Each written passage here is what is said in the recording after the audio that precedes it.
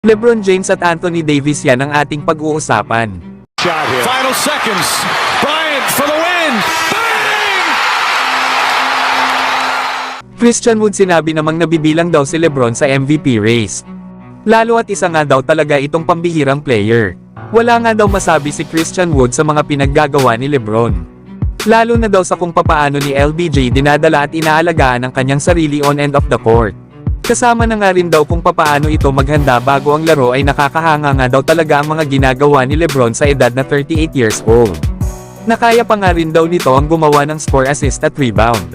Kaya sa palagay pa ni Christian Wood ay dapat lang na makasama si LeBron sa MVP race dahil 38 years old na siya.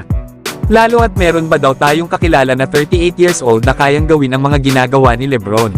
At sa ngayon nga daw ay naabot na ni LeBron ang 39,000 career points. Yan nga mga idol ang mga sinabi ni Christian Wood para kay LeBron. Na bagamat alam naman natin na malabo nang manalo si LeBron ng MVP ngayong season. Lalo at meron na nga itong 4 sa nasabing awards. Ay pagkakataon naman siguro ng ibang players para sila naman ang tanghaling MVP. Na marami nga sa ngayon ng mga mas batang players ang maganda rin ang ipinapakitang performance.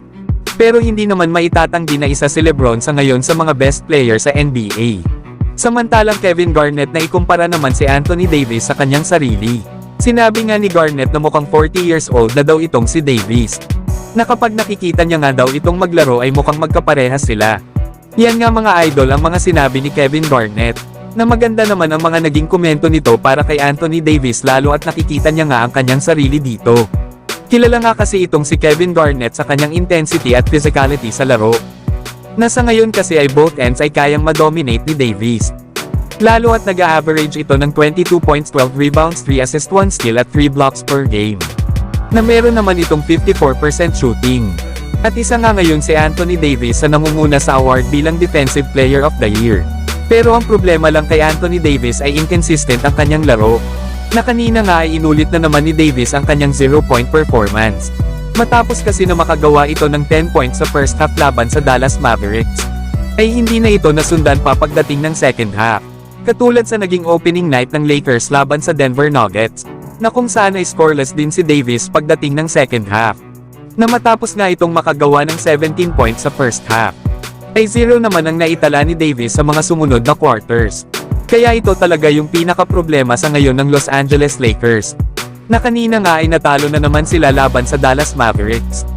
Kaya naman ay may record na sila ngayon na 9 wins at 7 losses at nasa pang-7 naman sila sa standing sa West. Sunod naman na makakalaban ng Lakers sa isang araw ay ang Cleveland Cavaliers. Pero kayo mga idol, ano ang masasabi nyo dito? So hanggang dito na lang tayo mga idol.